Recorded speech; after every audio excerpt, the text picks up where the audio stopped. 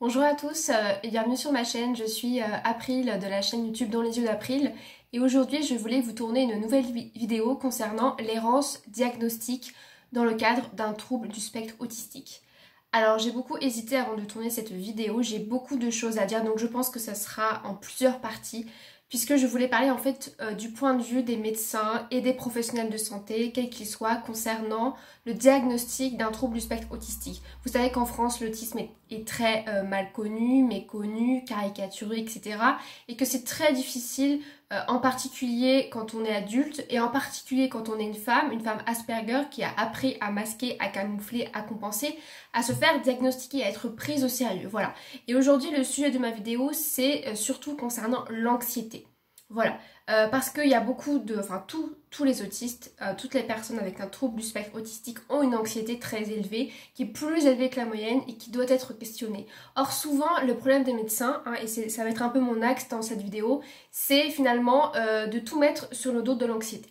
Voilà, donc le titre de ma vidéo c'est un peu c'est l'anxiété, la phrase qui tue, le déni des médecins. Tadada. Voilà, parce que moi on m'a beaucoup en fait, donc moi j'étais voir beaucoup les médecins généralistes. J'ai été aussi quelques fois à l'hôpital, j'ai été voir quelques psys mais pas beaucoup en fait, je vais vous expliquer pourquoi après. Et donc finalement eux ils étaient témoins de cette anxiété, voilà. Et il y a un petit souci je trouve à finalement constater cette anxiété et ne pas voir au-delà.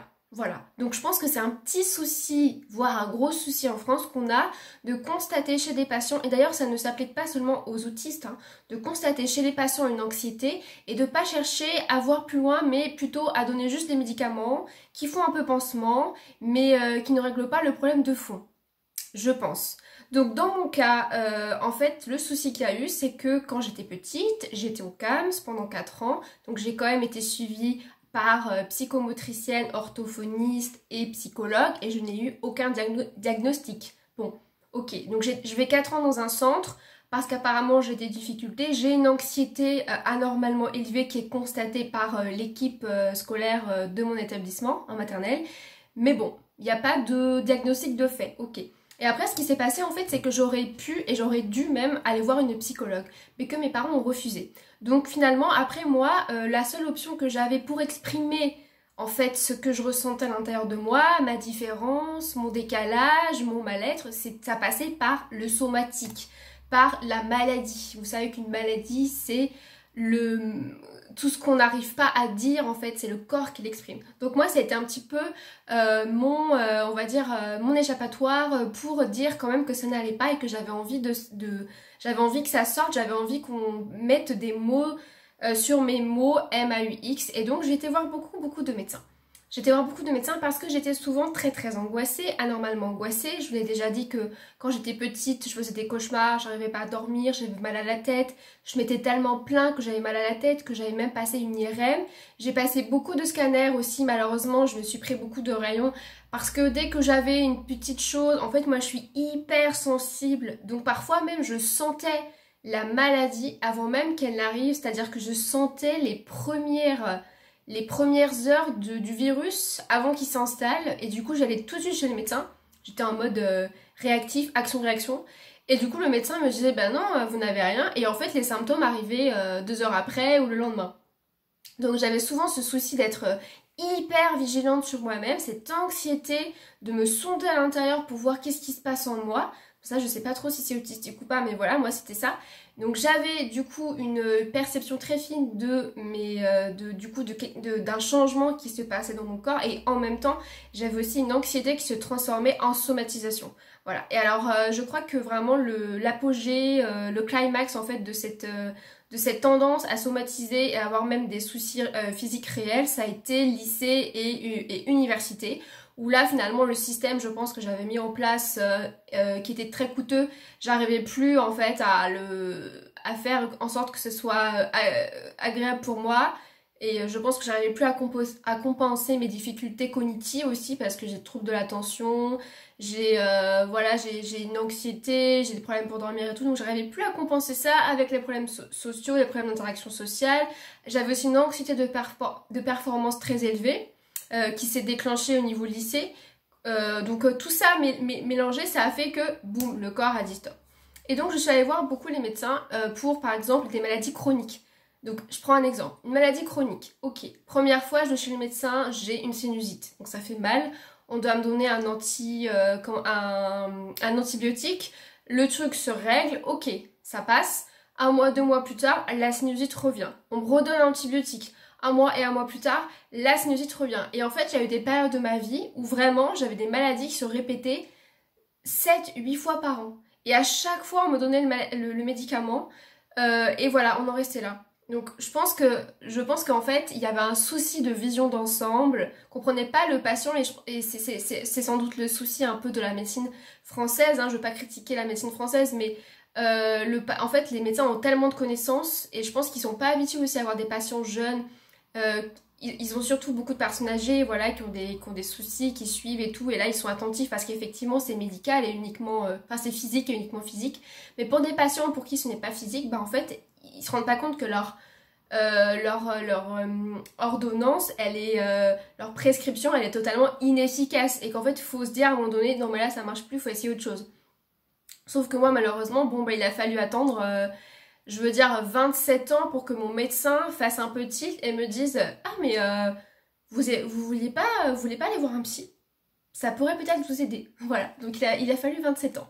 Voilà. Après, comme je vous l'ai expliqué, c'est aussi parce que mes parents voulaient pas que je voie de psy que je me suis pas autorisé cette option-là dans ma tête avant très très très tardivement dans ma vie. Donc en fait, moi j'ai vu aucun psy du coup, aucun psychiatre, j'ai vu que des médecins qui n'ont fait que me mettre des médicaments pour régler le symptôme sans régler le problème. Voilà. Alors, je voulais aussi dire que, petit aparté, qu'on est dans une société quand même de plus en plus violente, on est un peu dans une société de fous, qu'il y a de plus en plus de maladies liées au stress, au mode de vie, au travail, aux tensions, etc., même à la consommation, à la pollution, etc. Tout ça, ça crée en fait un terreau de stress et donc je pense que souvent les patients, enfin une partie des patients qui consultent sont pas vraiment malades mais que c'est plus en fait le corps qui parle, comme pour moi le corps qui tente de dire quelque chose, de délivrer un message et ça malheureusement bon pour la médecine traditionnelle c'est pas ils prennent pas vraiment ça en compte hein. En tout cas pas moi les 3/4 des médecins que j'ai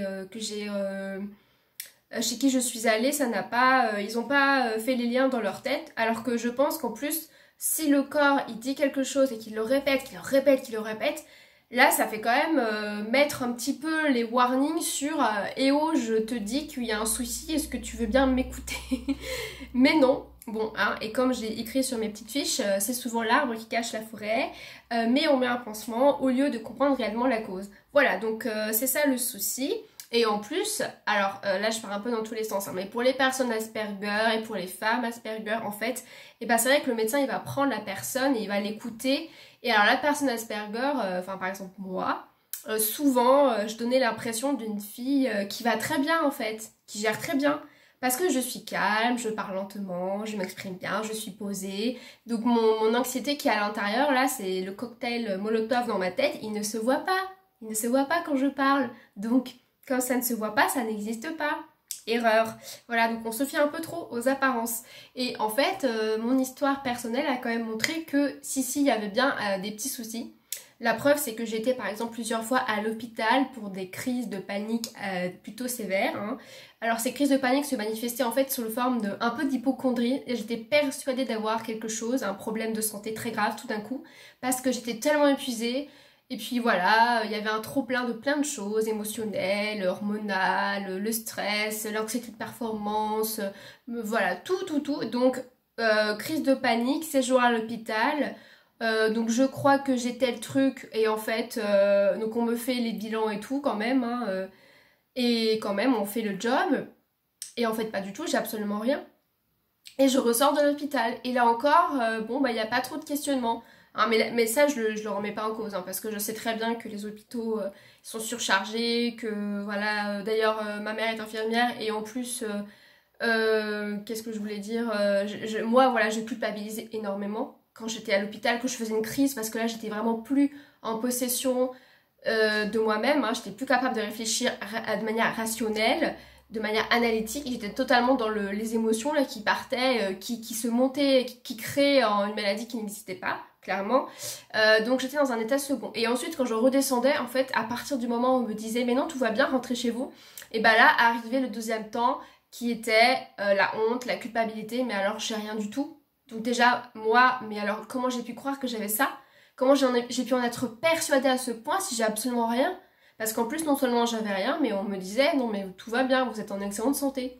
Vous avez même du bon cholestérol, bravo. Alors là, vraiment, j'étais soufflée, mais du coup inquiète par rapport à moi. Et puis, je me sentais coupable par rapport aux professionnels. J'avais mobilisé leur temps, j'avais pris un lit et tout, donc vraiment horrible. Donc j'ai quand même fait ça plusieurs fois et il n'y a pas eu de... Non, il n'y a pas eu de questionnement parce que bon, après, c'était difficile de faire les liens. Je sais pas si ça apparaît sur un dossier officiel, mais bon. Par contre, là où c'est plus condamnable, c'est quand j'allais voir des médecins et qu'en fait, mon beau masque de la fille qui va bien et qui est sereine et qui parle lentement disparaissait et que tout d'un coup, je me mettais à craquer. Littéralement, ça m'est arrivé plusieurs fois de craquer devant des médecins. Donc ça a dû m'arriver 4-5 fois, voilà. Et malheureusement pour moi, à chaque fois, ça s'est soldé par une réaction plutôt agressive. Alors je pourrais pas vraiment l'expliquer. Sans doute que j'étais en partie responsable de cette réaction, moi, mais c'est-à-dire que je me présentais devant le professionnel de santé pour un symptôme qui en fait était, comme je vous l'ai expliqué, l'arbre qui cache la forêt, l'anxiété, mon fonctionnement, mon hypersensibilité, mon hypersensorialité, tout ça. Je me présente devant lui, je lui dis j'ai ça, il me prescrit les médicaments et tout d'un coup, ça a tremblé, pardon, je m'effondre, j'explose en larmes, j'explose en sanglots. Et alors, il y a quand même des professionnels qui m'ont rejetée. C'est-à-dire qu'il y en a une, j'ai explosé en larmes devant elle et je lui ai clairement dit ça va pas, il y a quelque chose qui va pas et tout. Et elle me fait ça suffit, taisez-vous. Voilà, elle me fait ça comme ça. Et puis après, elle me dit bon, c'était par rapport au travail, j'avais une grande anxiété. Mais bon, en fait, c'était pas ça le vrai problème. Le vrai problème, c'était que je n'en pouvais plus, j'avais pris sur moi et que ça se répercutait encore plus au travail, que c'était encore plus coûteux pour moi d'aller au travail. Voilà. Mais cette professionnelle, ce médecin m'a dit ça suffit, vous pouvez bien tenir encore un peu, reprenez-vous, etc. D'ailleurs c'était un peu leur discours quand j'avais une réaction très émotionnelle devant eux, bah en fait ils m'engueulaient, puis après ils me disaient de me reprendre, de me reposer, que ça allait aller, voilà. Bon, alors c'est pas pour les critiquer, hein, mais je pense qu'on est vraiment deux êtres très différents aussi, et que moi en fait je venais un peu les chercher dans moi, mon être émotionnel, si vous voulez, et eux, leur être rationnel, avec leurs connaissances scientifiques et médicales, bah, ça venait un peu s'entrechoquer et ça pouvait pas vraiment... on n'est pas vraiment, là encore, sur la même planète et on pouvait pas vraiment se comprendre. Donc bon, malheureusement, ça a créé des interférences et dans mon cas, bah, il y a eu que, en fait, là où j'ai enfin réussi finalement un peu à m'exprimer, un peu à lever le masque et à dire ça ne va pas et je m'effondre devant vous parce que je n'en peux plus et même devant vous qui êtes une inconnue pour moi, je n'arrive plus à donner le change. Malheureusement pour moi, et ben la personne en face me rejetait, me bloquait et venait me contrer dans finalement mon authenticité et donc immédiatement je remettais le masque. Ah mais oui ça va aller, c'est vrai je peux tenir et tout et hop là ça repartait. Ça repartait pour encore quelques semaines, quelques mois et puis à nouveau la maladie somatique, à nouveau maux de ventre, le ventre vraiment hyper tendu, l'acidité gastrique, mal à la gorge, donc la sinusite, donc les joues toutes gonflées, mal à la tête, là l'impression d'avoir des marteaux piqueurs dans la tête, maux de dos aussi, le dos tout tendu, enfin vraiment toutes les maladies de l'âme, je sais pas comment on dit, les maladies liées au stress quoi, qui s'exprimaient sur moi. Et il n'y a pas eu là encore de prise en compte globale. Donc c'est sûr que là je pense que j'ai fait une erreur en allant voir trop les médecins et en les sollicitant là où finalement ils n'étaient pas capables de me comprendre, de faire une lecture autre que médicale, mais c'était ma seule possibilité en fait. Je pouvais pas faire autrement, j'avais pas encore les ressources, j'avais pas encore... je pouvais pas me dire que j'étais prête à voir une psy parce que j'avais toujours l'interdiction dans ma tête, en fait, inconsciente. Et je trouve que quand même, ils auraient dû voir plus loin. Ils auraient dû voir plus loin que juste, juste des maladies, donc on donne un médicament. Et le deuxième truc que je voulais dire aussi, c'est qu'ils sentaient quand même, et ils voyaient quand même que j'étais anxieuse. Le thème de cette vidéo, c'est l'anxiété. Donc les médecins que je voyais constataient mon anxiété de manière clinique. Ils le voyaient. Et en fait, ils me posaient des questions, donc ils le savaient. Mais ils m'en ont jamais parlé face à face. C'est-à-dire, ils n'ont jamais mis cette anxiété au centre du débat médical. Ils ont toujours dit, alors oui, vous avez les mots, ok, alors comme si j'étais, bon, un corps, et alors on va soigner cette partie, on va soigner cette partie, on va soigner cette partie, très bien. Mais alors l'ensemble, ça n'existe pas. Donc, bon, ils voyaient l'anxiété. Et un jour, je me rappelle parce que moi, la vérité, c'est que je ne me rendais pas compte. Je n'étais pas consciente que mon anxiété, j'étais jeune, mais en fait j'étais anxieuse depuis mes 2 ans. Donc je ne sais pas ce que c'est que de vivre sans anxiété. Je ne sais pas ce que c'est que d'être dans la peau de quelqu'un qui ne se donne pas à fond dans tout ce qu'il fait au quotidien, qui n'est pas hyper investi et je sais pas, et qui n'appréhende pas les choses. Moi je ne fais que, je ne sais être que comme ça. Bon, et à un moment, je vais voir un médecin, et je précise aussi que je changeais souvent de médecin. Pourquoi? Parce qu'en fait, je sentais qu'à un moment, j'avais...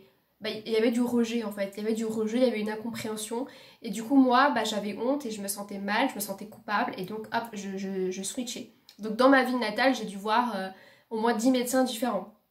Donc c'est peut-être pour ça aussi qu'ils n'ont pas trop pu faire les liens, parce que je changeais beaucoup, parce que j'avais l'impression, bon, qu'ils comprenaient, qu'ils me... Voilà, que en fait, j'avais honte en fait, j'avais honte d'avoir tout ça aussi, d'avoir toutes ces maladies physiques. C'était un peu honteux pour moi de me dire, mais je suis pas capable d'aller bien, mais qu'est-ce qui cloche chez moi, mais pourquoi mon corps toujours déraille. En fait, c'était à double peine, je m'en prenais à moi-même parce que j'étais malade et que je voulais aller mieux. Alors qu'en fait, j'aurais dû être encore plus douce avec moi-même et puis essayer d'insister auprès du médecin pour qu'il lui aussi il comprenne un peu la cause de tout ça. Voilà. Et par rapport à l'anxiété, je reviens à mes moutons. Donc, il y a une fois où j'ai vu un médecin que je n'avais jamais vu avant. Voilà, c'est pour ça que je disais ça avant. Et je lui explique, donc j'avais encore un énième problème qui n'en était pas vraiment un. Parce que autant parfois j'avais vraiment des problèmes physiques, autant parfois c'était dans ma tête, imaginaire. Hein, c'était, je sais pas, hypocondrie, je sais pas trop.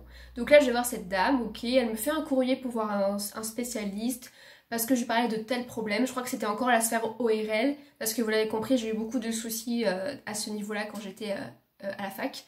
Et puis elle me donne un courrier, elle me dit voilà, vous pourrez aller voir mon confrère et puis vous lui donnerez le courrier. Et bon là, je lis le courrier, alors je sais pas si j'étais censée le faire, mais je l'ai fait quand même. Et là, je vois qu'en fait, elle me décrit comme quelqu'un de très anxieux. Donc en fait, devant moi, elle m'en parle pas. Et elle essaie pas de voir avec moi pourquoi, d'où ça vient, mais tiens, mais est-ce que vous avez pris un petit médicament pour vous aider ou est-ce que vous voyez quelqu'un, un psychologue? Non. Elle m'en parle pas, elle questionne pas, par contre, elle écrit à son confrère. Donc j'ai trouvé ça vraiment... et du coup là, ça a été la révélation divine. Ah bon, mais je suis anxieuse, mais je m'étais pas rendu compte, je voyais pas les choses comme ça. C'est fou. Voilà, donc il y a eu ce cas quand même. Et puis il y a eu un autre cas aussi, où en fait, enfin un autre cas, mais en fait il y a plusieurs exemples de cas de médecins. J'allais chez eux, en fait j'aurais expliqué ce que j'avais, et moi j'aime bien savoir. Voilà, je sais pas si ça convient à tout le monde, hein, mais moi j'aime bien qu'on m'explique. J'aime bien quand on est pédagogue, quand on me dit alors voilà. D'ailleurs ça fait partie de la démarche quand on est à l'hôpital et qu'on se fait opérer. Je crois que le chirurgien vient voir son patient et puis il lui explique, bah voilà, là vous allez subir une opération, donc on va faire ci, on va faire ça. Après on vous mènera en salle de repos, et puis après on vous ramènera dans votre chambre. Ok, vous avez compris? Vous avez des questions? Non. Voilà. Et bah là, en fait, souvent moi j'allais voir des médecins, je leur expliquais, ils m'auscultaient. Et puis après, il me donnait des médicaments, mais en fait, il m'expliquait pas du tout ce que j'avais. Donc c'était hyper perturbant. Et donc moi, j'étais encore plus angoissée, parce que là, j'avais des médicaments, je savais même pas pourquoi étaient ces médicaments. Puis j'étais aussi hyper perturbée par la prescription de médicaments, parce que en fait, ça tombait de manière automatique. Mais parfois, honnêtement, c'était pas vraiment ce que moi je cherchais. Moi, ce que je cherchais au fond, hein, c'était le diagnostic. C'était d'être prise... comme un être humain aussi, et comme quelqu'un de différent qui souffre à cause de sa différence et qui a besoin d'une aide, mais d'une aide plus psychothérapeutique, pas médicamenteuse. Bon. Et souvent, c'est un peu le problème aussi des médecins, c'est qu'ils sont beaucoup dans les médicaments. Et d'ailleurs, les psychiatres aussi, une fois, j'étais allée voir un psychiatre à la fac, parce que la raison pour laquelle aussi je n'étais pas allée voir de psychologue, c'est parce que j'avais pas beaucoup de moyens. Enfin, après, je trouve que c'est un faux problème, parce qu'il y a des psychologues qui propose des tarifs quand même réduits, avantageux pour les étudiants. Donc c'était pas vraiment la vraie raison, je pense. Mais bref, donc à la place, je suis allée voir un psychiatre recommandé par mon médecin, parce que quand même, je commençais un petit peu à faire des recherches, à voir, voilà, à creuser à la fac. Et ce psychiatre, pareil, je lui parle un peu de moi, il me dit, bon au début il est très empathique, ok, donc j'ai plutôt un bon feeling avec lui. Et la deuxième fois, il veut d'emblée me prescrire des médicaments. Et en fait, moi, je sais que ça me convient pas, les médicaments. Voilà, j'aime pas trop, je veux pas être shootée, je veux pas que ce soit quelque chose de chimique. J'aime pas quand c'est pas naturel. Et souvent, mon corps, en fait, réagit mal. D'ailleurs, souvent, quand les médecins me prescrivaient des médicaments, avec les effets secondaires qu'il y avait dans les listes, et bah souvent, je les avais parce qu'en fait... je sais pas si c'est que je me montais la tête toute seule ou si c'est que mon corps est hypersensible et donc ça convient pas les médicaments pour moi. Voilà, en fait, moi, les huiles essentielles, une bonne huile de repos, du sport, c'est 100 fois plus efficace qu'un médicament. Mais bon, bref, et du coup, ce psychiatre veut me prescrire des médicaments. Donc moi, je dis non, parce que là, moi, je croyais qu'en fait, j'allais pouvoir parler pour la première fois de ma vie. J'allais pouvoir raconter un peu les choses. Et lui, voilà, bah, il continue à vouloir me prescrire des médicaments. Et là, il se met dans une colère, mais je m'en souviendrai toute ma vie. C'était complètement ahurissant. Il m'a tenu un discours comme si c'était lui le patient et qu'il faisait une crise devant moi. Et que moi j'étais là et j'étais d'accord. Qu'est-ce que vous avez ressenti à ce moment-là? D'accord. Bon, ça fera 55 euros. Il faisait une crise devant moi, le psychiatre. Je sais pas ce qui s'est passé. Et après, en fait, c'était à la fin, il est redevenu lui-même, tout calme, tout gentil. Et là, je l'ai payé, donc je pense que c'était vraiment de la manipulation. Et je suis sortie, j'étais complètement... Enfin, c'était presque maltraitant en fait. Voilà, je voulais pas trop le dire, mais il y a certains professionnels qui m'ont crié dessus, qui m'ont rejeté, qui m'ont cassé dans mon élan quand moi j'exprimais une souffrance. Et je trouve que c'était quand même, c'était presque maltraitant de faire ça à un être humain quand même. Je veux bien croire que la personne soit fatiguée, que elle en peut plus, parce que c'est vrai que si tous les patients pleuraient comme moi ou craquaient, ça serait compliqué à gérer. Mais enfin là, qu'il n'y ait aucun questionnement, qu'il n'y ait rien, que ce soit tout le contraire, qu'on renvoie que le médecin exprime plutôt que de la compassion ou une écoute, que ce soit du rejet de l'agressivité, c'est quand même plutôt inquiétant quoi. Voilà. Alors pourquoi je parle de tout ça? Bah, parce que quand on est autiste et quand on est Asperger, on masque et on compense. Et c'est sûr que l'anxiété, elle est visible chez nous et que le médecin le constate. Mais là où il y a un souci, c'est que souvent le médecin en plus c'est le premier un peu relais de la famille. Enfin, c'est le médecin, voilà, ça peut être le médecin aussi qui suit des frères et sœurs, qui suit les parents.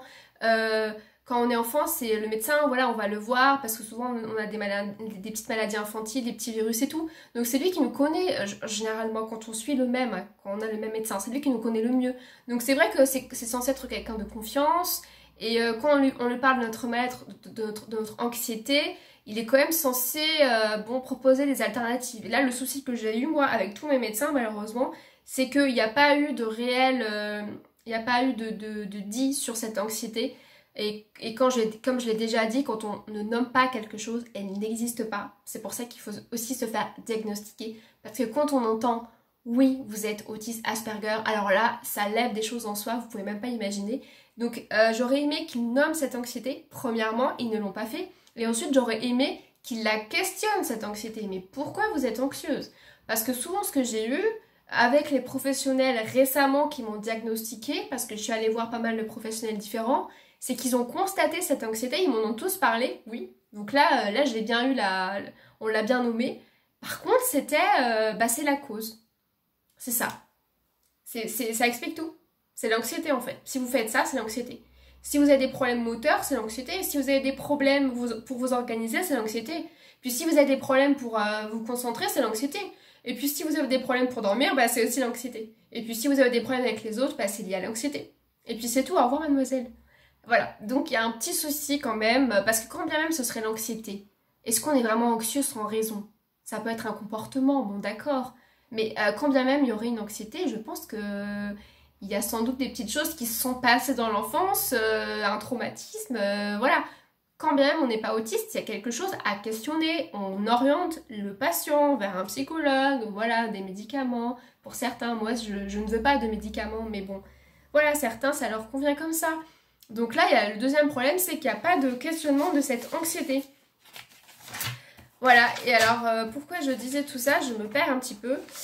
Oui, alors pourquoi est-ce que le médecin, pour finir, dit que c'est l'anxiété? Et puis c'est tout. Ben, en fait, c'est parce que je pense que les patients autistes et les patients neuroatypiques en général, ils ont un fonctionnement différent. Et autant c'est difficile pour nous de nous mettre à la place d'une personne qui n'est pas comme nous, qui n'a pas le même fonctionnement que nous, autant c'est aussi difficile pour la personne neurotypique, c'est ça qu'on dit, donc le médecin est souvent neurotypique, sauf ceux qui ont de la chance, de comprendre en fait notre fonctionnement et qu'on n'a pas le même cerveau. Donc vous croyez que c'est l'anxiété, parce que moi j'arrive et en fait j'ai toutes mes questions, parce que j'ai tout décortiqué dans ma tête, j'ai tout analysé, je connais mon sujet et je suis pas là pour rien. On a 1 heure top chrono, donc que ce soit la psy, je sais pas moi, le neuropsy, le psychiatre, je suis très très efficace. Et j'ai toutes mes questions et je pense que sans me rendre compte, je les bombarde un peu. Et alors souvent quand j'allais voir les médecins, et ben voilà, moi, mon meilleur ami c'était Doctissimo, je faisais des recherches sur Doctissimo, donc je connaissais, je vais pas dire que je connaissais mieux que les médecins, mais bon, j'avais des connaissances, donc je parlais. Et souvent ça a pu être mal interprété par les médecins comme une anxiété. Alors que c'est pas vraiment une anxiété, c'est juste qu'on est là, que ça bout en nous, que c'est je sais pas moi, notre urgence à lire, notre impatience, ça fait partie de notre fonctionnement. Et puis en fait, les doutes aussi qu'on a sur nous, ça fait aussi partie de notre intelligence, l'intelligence voilà, qui est là parce qu'elle décortique tout, elle analyse tout. Donc en fait, ça fait qu'on peut tout remettre en question, on peut tout réinterpréter à la lumière d'un nouveau truc. Et puis là, il a parlé d'un symptôme, tiens, j'avais pas pensé à ça me fait penser à ça, et du coup j'en parle. Et ça n'en finit jamais, et en fait, on l'épuise quoi. Peut-être qu'on l'épuise, peut-être pour ça. Que du coup, après, moi, je me fais un peu envoyer balader par tout le monde. Alors, soit c'est ça, soit c'est aussi que, en fait, soit c'est ça, c'est sûr aussi qu'il y a une méconnaissance sur la question de l'anxiété. Alors, l'anxiété, parce que moi, mon médecin, quand j'étais en arrêt maladie, elle me mettait trouble anxio-dépressif. Et en fait, non, symptômes anxio-dépressifs. Mais en fait, le psychiatre, lui, m'a bien diagnostiqué avec un trouble anxieux généralisé. Donc, les mots sont pas les mêmes. Et c'est pas la même chose d'avoir des petits symptômes anxio-dépressifs qui se baladent par-ci par-là et d'avoir un trouble anxieux généralisé.